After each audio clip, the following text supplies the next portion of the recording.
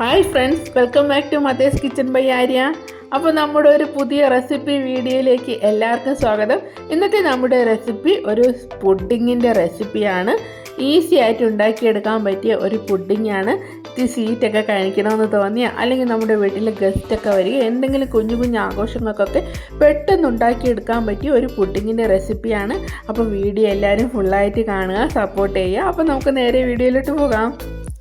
ഞാനിവിടെ 3 പഴം എടുത്തിട്ടുണ്ട്. ഞാനിവിടെ റോബസ്റ്റ പഴമാണ് എടുത്തിരിക്കുന്നത്. നിങ്ങൾക്ക് നേന്ത്രപ്പഴമോ ചെറുപഴമോ എടുക്കാം. കാരണം നമുക്ക് ഇഷ്ടപ്പെട്ട പഴം ഏതാണോ ആ പഴം എടുക്കാവുന്നതാണ് കേട്ടോ. അപ്പോൾ ഓരോരുത്തർക്കും ഓരോ പഴത്തിൻ്റെ ടേസ്റ്റ് ആണല്ലോ ഇഷ്ടം. അപ്പോൾ ഞാനിവിടെ റോബസ്റ്റ പഴം എടുത്തിട്ടുണ്ട്. ഇത് നല്ലതുപോലെ ഒന്ന് ഉടച്ചെടുത്ത് മാറ്റി വയ്ക്കാം. ഇതാ ഈ ഒരു പരുവത്തിന് ഉടച്ചെടുത്ത ശേഷം മാറ്റി വയ്ക്കാം. ഇനി മറ്റൊരു ബൗളിലേക്ക് നമുക്ക് 2 ടേബിൾ സ്പൂൺ കസ്റ്റാർഡ് പൗഡറും 2 ടേബിൾ സ്പൂൺ കോൺഫ്ലവറും ചേർത്ത് കൊടുക്കാം. ഇതിലേക്ക് 1/4 കപ്പ് പാലും ചേർത്ത് കട്ട കെട്ടാതെ നല്ലതുപോലെ മിക്സ് ചെയ്ത് നമുക്ക് മാറ്റി വയ്ക്കാം.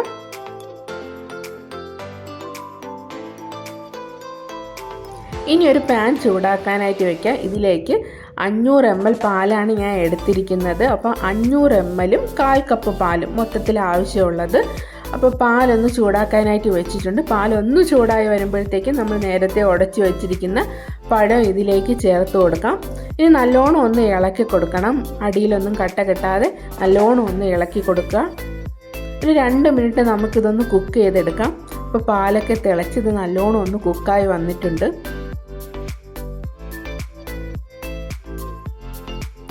ഇനി നമുക്കിതിലേക്ക് നേരത്തെ നമ്മൾ മിക്സ് ചെയ്ത് വെച്ചിരിക്കുന്ന കസ്റ്റാർഡ് മിക്സ് ചേർത്ത് കൊടുക്കാം. ഒരു സ്പൂൺ കൊണ്ട് നല്ലോണം ഒന്ന് ഇളക്കിയിട്ട് വേണം പാലിലേക്ക് ഒഴിച്ചു കൊടുക്കാനുള്ളത്. അല്ലെങ്കിൽ നമ്മുടെ കസ്റ്റാർഡിൻ്റെ പൊടിയൊക്കെ അടിയിൽ കട്ട പിടിച്ച് കിടക്കും. കസ്റ്റാർഡ് മിക്സ് ഒഴിച്ചു കൊടുത്ത് നല്ലതുപോലെ മിക്സ് ചെയ്തെടുക്കണം കേട്ടോ, അല്ലെങ്കിൽ പെട്ടെന്ന് തന്നെ അടിയിൽ പിടിക്കും. ഇനി ഒരു 2 മിനിറ്റ് ഇത് നല്ലതുപോലെ നമുക്ക് മിക്സ് ചെയ്തെടുക്കാം. ഇനി നമുക്കിതിലേക്ക് ആവശ്യമുള്ള പഞ്ചസാര ചേർത്ത് കൊടുക്കാം. ഞാനിവിടെ 2 ടേബിൾ സ്പൂൺ പഞ്ചസാരയാണ് ചേർത്ത് കൊടുക്കുന്നത്. നമ്മുടെ മധുരത്തിനൊക്കെ ആവശ്യത്തിനനുസരിച്ച് പഞ്ചസാര ചേർത്ത് കൊടുത്താൽ മതി. ഇനി നല്ലോണം ഒന്ന് 2 മിനിറ്റ് കൂടെ കുക്ക് ചെയ്യാം. ഈ ഒരു സ്റ്റേജിൽ എത്തുമ്പോഴത്തേക്കും നമുക്ക് ഫ്ലെയിം ഓഫ് ചെയ്ത് ഇതും ഗ്യാസിൽ നിന്ന് മാറ്റാവുന്നതാണ്. ഇനി നമുക്ക് ബട്ടർ പുരട്ടിയ ഒരു പാത്രം എടുക്കാം. നമ്മൾ പുഡിങ്ങൊക്കെ സെറ്റ് ചെയ്യുന്ന ഒരു പാത്രം ബട്ടർ പുരട്ടി എടുക്കാം. ഇതിലേക്ക് ആ ചൂടോടുകൂടി തന്നെ നമ്മുടെ മിക്സ് ഒഴിച്ചു കൊടുക്കാം.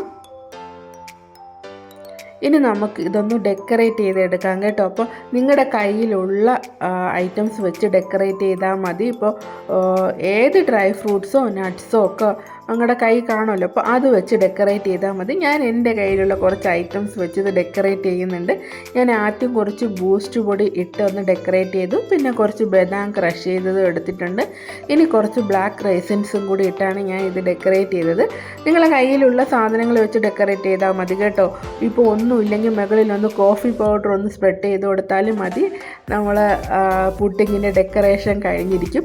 ഇനി നമുക്കിത് എന്ത് ചെയ്യണമെന്ന് വെച്ചാൽ നമുക്കിത് ഫ്രിഡ്ജിൽ വെച്ച് തണുപ്പിച്ചെടുക്കാം. 1 മണിക്കൂർ ഫ്രിഡ്ജിൽ വെച്ച് തണുപ്പിച്ചെടുക്കാം. ഫ്രീസറിൽ വെക്കരുത്, ഫ്രിഡ്ജിൽ വെച്ച് തണുപ്പിച്ചെടുക്കാവുന്നതാണ്. ഇതാ ഇവിടെ നമ്മുടെ പുഡിങ് ഇവിടെ സെറ്റായി കിട്ടിയിട്ടുണ്ട്. 1 മണിക്കൂർ കഴിഞ്ഞപ്പോഴത്തേക്കും കണ്ടോ, നല്ല അടിപൊളി ടേസ്റ്റായിരുന്നു. എല്ലാവരും ഇതൊന്ന് ഉറപ്പായിട്ടും വീട്ടിൽ ട്രൈ ചെയ്ത് നോക്കണം കേട്ടോ. നമ്മുടെ മക്കൾക്കൊക്കെ ഒരുപാട് ഇഷ്ടപ്പെടുന്ന റെസിപ്പിയാണ്. അപ്പോൾ വീഡിയോ ഇഷ്ടപ്പെട്ടാൽ ലൈക്ക് ചെയ്യുക. അതുപോലെ തന്നെ നല്ല അടിപൊളി റെസിപ്പികൾക്കായിട്ട് നമ്മുടെ ചാനലൊന്ന് സബ്സ്ക്രൈബ് കൂടി ചെയ്തേക്കണേ. അപ്പോൾ നല്ലൊരു റെസിപ്പി വീഡിയോ ആയിട്ട് ടിപ്സും ട്രിക്സും ഒക്കെ ആയിട്ട് നമുക്ക് വീണ്ടും കാണാം. Tata, bye bye. Thank you for watching.